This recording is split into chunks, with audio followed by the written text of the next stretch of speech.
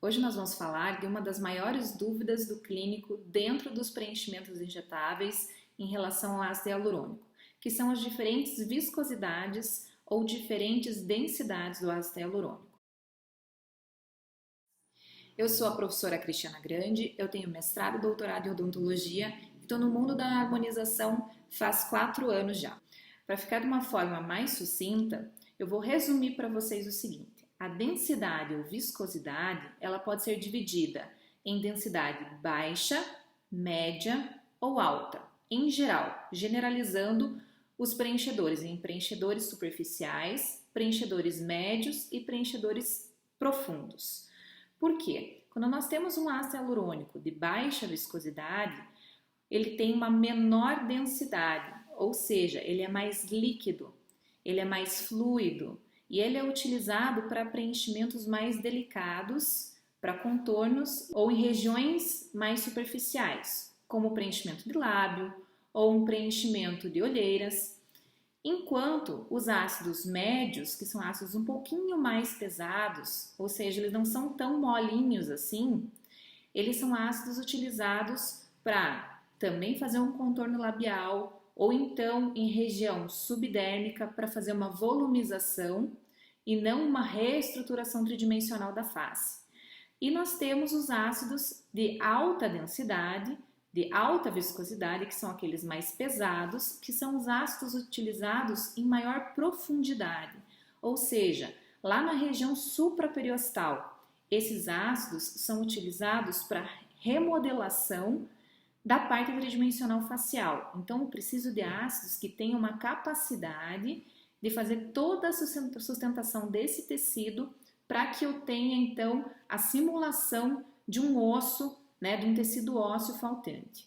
Nós temos ácidos utilizados em superficialidade, numa região mais superficial, nós temos ácidos utilizados em regiões médias, que são um pouquinho mais pesados, e ácidos utilizados em regiões extremamente profundas, em regiões supraperiosteais. Ou seja, a densidade está diretamente ligada à indicação de utilização desse ácido. E existe também a presença ou não de reticulação ou crosslink entre as partículas. O que é isso? Um ácido hialurônico que não tem crosslink entre as partículas, que não tem ligação entre as partículas, ele é um ácido utilizado para hidratação. Esse ácido ele não promove um preenchimento, ele apenas vai ajudar a juntar água no tecido. Por quê? Porque é um ácido que dura pouco tempo dentro desse tecido. Então, o pouco tempo que ele dura, ele promove uma hidratação e como ele é fino demais, ele é leve demais, ele só tem essa capacidade de hidratação. Quando nós incluímos crosslink entre as partículas, ou seja, nós utilizamos o BDDE ou a vinilsulfona como agentes de estabilização, nós promovemos então o aumento da densidade da reticulação desse ácido. Então, um ácido que antes era fininho, que não durava muito tempo e que apenas promovia hidratação, começa a ter crosslink entre as partículas. E esse crosslink vai conferir então uma maior resistência ao material. Então, nós temos lá as partículas perdidas e elas são estabilizadas. Justamente porque o ácido hialurônico natural, ele não tem essa estabilização. Então, para que esse produto pudesse ser utilizado de uma forma com custo-benefício legal, ou seja, que ele dure mais tempo e para que ele realmente tenha uma sustentação do tecido, foi necessária, então, a formação dos crosslinks entre as partículas, como se fossem pequenos bracinhos, tags, que acontecem durante a reticulação, acontecem durante a hidratação do produto. Outra coisa, pessoal, ácidos com menor crosslink têm menor capacidade de retenção de água, enquanto ácidos com maior crosslink, com maior reticulação, acabam por reter mais água. O que acontece? Principalmente em géis utilizados em profundidade, que são géis mais pesados, eles têm como propriedade uma maior retenção de água. Por isso a importância de eu saber exatamente a indicação de qual ácido utilizar para cada profundidade específica. Por quê? O que acontece se eu usar um ácido muito fininho, ou seja, com baixo crosslink, um ácido com baixa viscosidade em profundidade? Vamos pensar, pessoal, o que acontece? Eu só tenho uma hidratação em profundidade, não acontece nenhuma deformidade.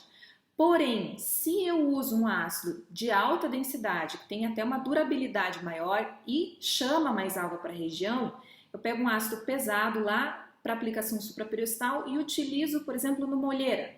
O que vai acontecer? Vai acontecer sob contorno. Então eu tenho uma correção além do necessário e o produto vai pesar para a região. Então ele não é um produto que pode ser utilizado em regiões de derme fina. A densidade do produto está completamente ligada aonde ele deve ser injetado. Produtos mais leves, regiões de contorno, regiões delicadas. Produtos mais pesados, mais viscosos, né? Eu vou utilizar então nas regiões mais profundas. Eu vou utilizar em profundidade. Então, nós temos essa tecnologia que não existia antes, ou seja, o ácido hialurônico natural do nosso organismo. Ele não tem crosslink entre as partículas, né? E por biotecnologia nas empresas, nós temos então hoje esse tratamento do ácido hialurônico, de forma que nós temos então essas partículas de estabilização e ligação, e nós temos ácidos que vão durar mais ou menos tempo, de acordo com a indicação de uso. Nós temos também a purificação do ácido. A purificação do ácido tem a ver com a quantidade de banhos que nós temos de etanol ou metanol ou ainda com alguns outros produtos para remover as endotoxinas que vêm da fermentação. Hoje o que nós temos é um ácido hialurônico sintético que vem de fermentação bacteriana, antigamente é de origem animal direta, né? Ou então do vítreo bovino ou da crista de galo. Hoje nós temos a origem da fermentação bacteriana. E a fermentação bacteriana, mesmo sendo mais biológica do que a origem animal direta, ela ainda gera endotoxinas, o que aumenta a quantidade de inflamação pós-aplicação do ácido.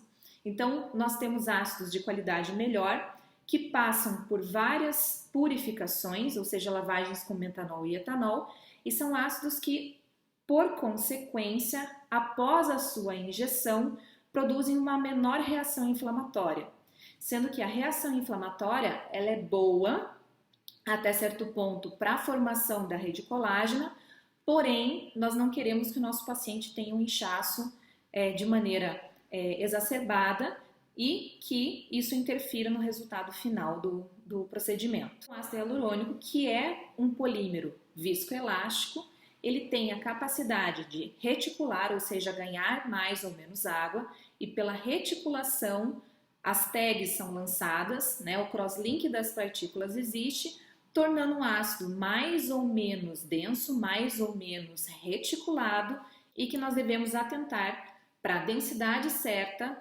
profundidade correta, resultado melhor.